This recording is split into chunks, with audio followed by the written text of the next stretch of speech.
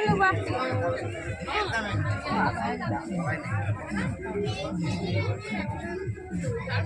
টাকা নেবে না?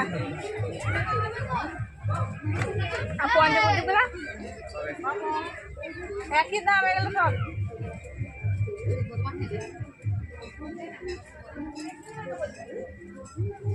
এরকম ছাতুনি করছিল এগুলা কেন বড় এগুলো